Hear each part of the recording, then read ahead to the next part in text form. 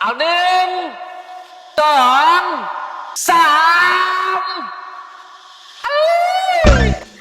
ไปใส่ลูกไปใส่โดนแต่งโอดของอ้ายไปแม่พากันไปนำแม่เร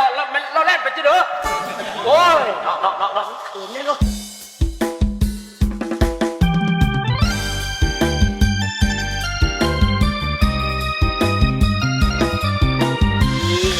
สวัสดีเสด็จพ่อสบายดีเสด็จแม่ไปดร.ออดเสด็จพ่อกับเสด็จแม่เดินทางมาฮอดไปเตี้ยพ่อยแล้ว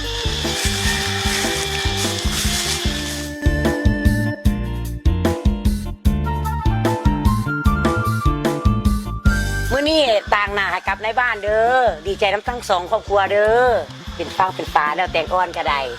แต่กูขอถามมึงแน่แต่งอ่อนเป็นยังต้องมาเอายามฮ้อน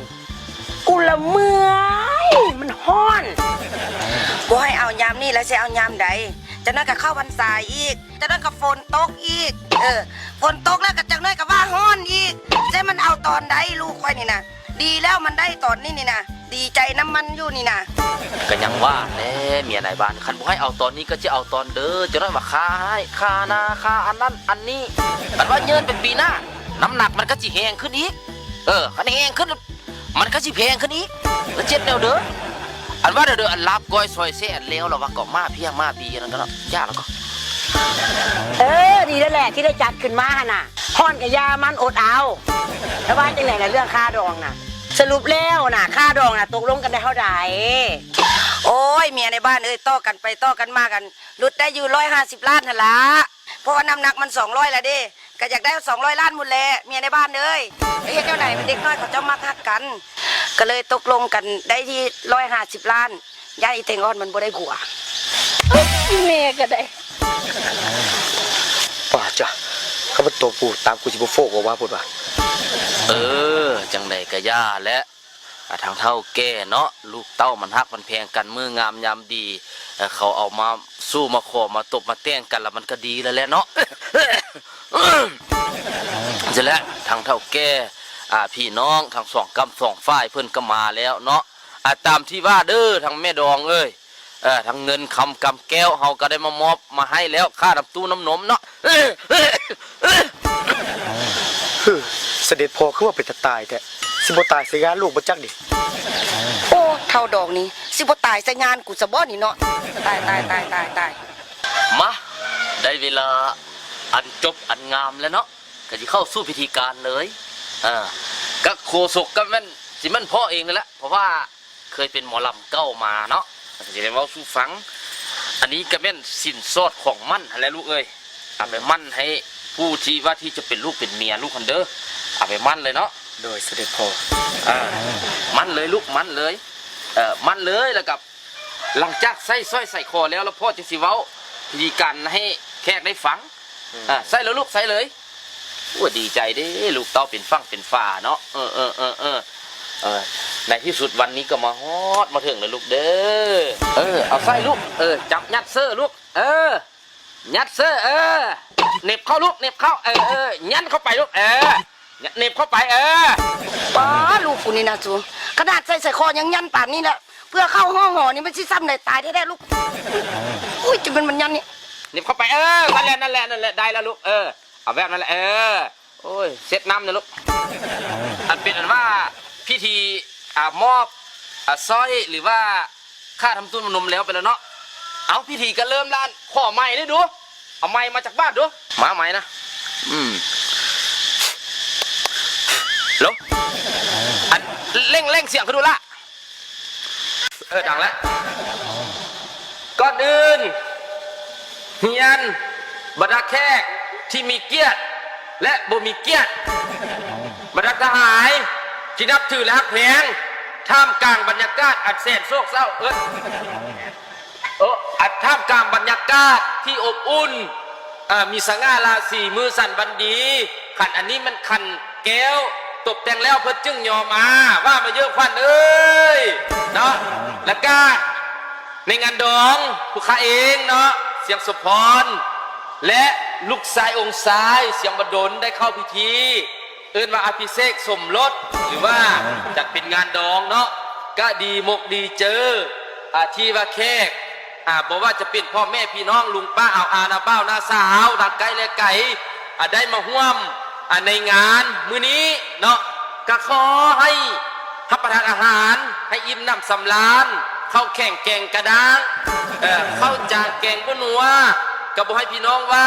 เนาะจังใดเวลานาทีอันเบิกบานม่วนซื่นหลังจากรับประทานอาหารแล้วก็ให้ม่วนซื่นเพื่อเป็นสิริมงคล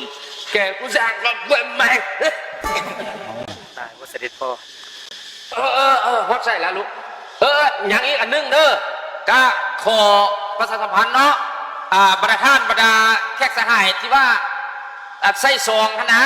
เนาะกับเบื้องแน่จะตายใหญ่ก้อนท้องหลายอันใส่50,000บ่แม่นมาที่ห่อมือเด้อเนาะอันใส่150,000 200,000กันนี่กับพ่อห่อมืออยู่เนาะอันนี้งานดองเนาะบ่แม่นหงทานเด้อกับเบื้องยังพยายามนำกันเนาะในการกินการอยู่แค่ผู้ไม่เกียรติทั้งหลายก็เริ่มเข้าสู่พิธีการเนาะจะให้ทางเจ้าบ่าวหอมแก้มเจ้าสาวให้เพื่อให้ยั่งยืนว่าพระเจ้าทั้งสองได้ตกลงเป็นผัวแก้วเมียทิพย์กันแล้วผัวยิบเมียแซวผัวหั่งเมียหมีเนาะ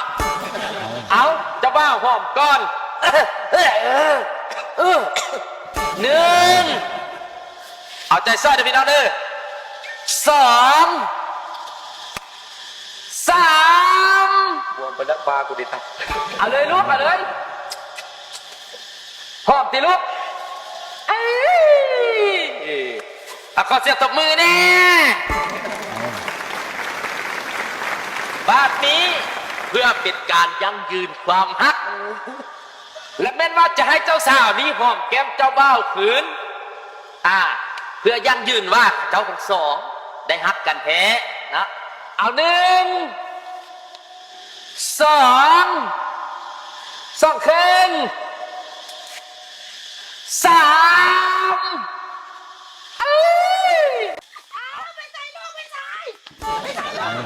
รถแตงโมของอ้ายไปแม่พากันไปนำแม่เราแล่นไปจีเด้อโอ้ยเนาะนี่ลูกคือจีเด้อละเดินมาแล้วอันนี้แหละพี่น้องเอ้ยผัวเมื่อเมียเมื่อเพิ่นได้ผัวเพิ่นเขินเพิ่นอายก็เป็นเรื่องธรรมดาแล้วมาลูกมาพิธีการเขาก็เริ่มแล้วเพิ่นอายพี่น้องสิแหละผัวไม่เมียไม่นะเพิ่นอายจุดหอยที่อายเนาะนี่ละลูกเธอกูนี่เนาะจะให้แม่ดองอันว่าน้อยนึงแน่ได้บ่แม่ดองเอา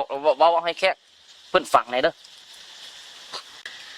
อในนามแม่เนาะแม่ก็ฝากฝังลูกสาวแม่มีลูกสาวเดียวให้ฮักให้แพงกันผัวแก้วเมียทิพย์ผัวยิบเมียแซวอันกระปุ้นแจ้วขิงหันเมียในบ้านอย่าเฝ้าสแตกเด้ออย่าเฝ้าไปทางนั้นทางนี้เด้ออย่าเฝ้าขึ้นต่ออีกเนาะให้เว้าแล้วก่อนดูอันนั้นลูกก็ให้ฮักให้แพงกันเป็นผัวแก้วเมียทิพย์เด้อลูกเด้อ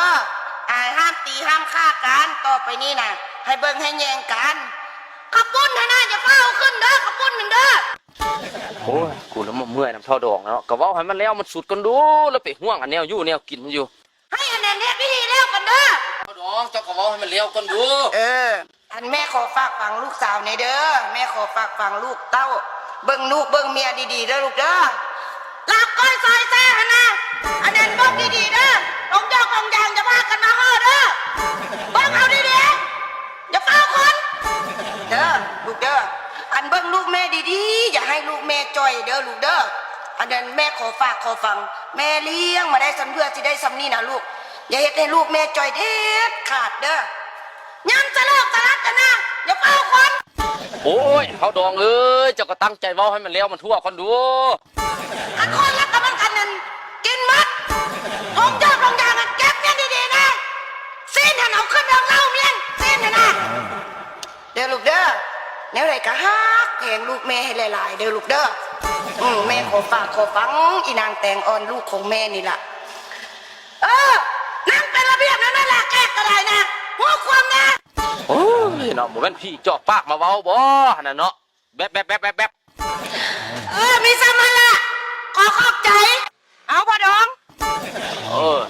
มานี่เนาะบัดนี้พ่อสิอวยพรให้ลูกเต้าให้เป็นฟังเป็นฟ้าผัวหั่งเมียมีผัวหยิบเมียเซลผัวสร้างเมียสาดลูกเด้อ ก็ขอให้ฮักกันจนเฒ่าจนแก่ให้มีลูกเต็มบ้านมีหลานเต็มเพื่อนนะลูกเด้อเนี่ยเอาเพื่อเป็นสิริมงคลเนาะข้าพเจ้าในนามเป็นพ่อปู่สิได้ห้องเพลงให้ลูกให้เต้าทั้งสองฟ้อนเพื่อเป็นสิริมงคลเนาะบัดนี้เนาะดนตรีมาเลยเด้อเอาเสียงเพลงดังออกไปนี้มอบให้ลูกให้เต้าเด้อสิริมงคลเด้อคนเขาสาว่าเราเป็นแม่ห้างกระสานฉันนั้นน้อมนางแม่ห้างจะอย่าเถิดนาน้องคงสถานอยากตัวที่น้องเคยตัวอายเป็นปากสันอย่าลืมเบิ่งน้ำสองสีสงสัยมันจะมีเหงือกว่าเมื่อกลับสันคอยวัน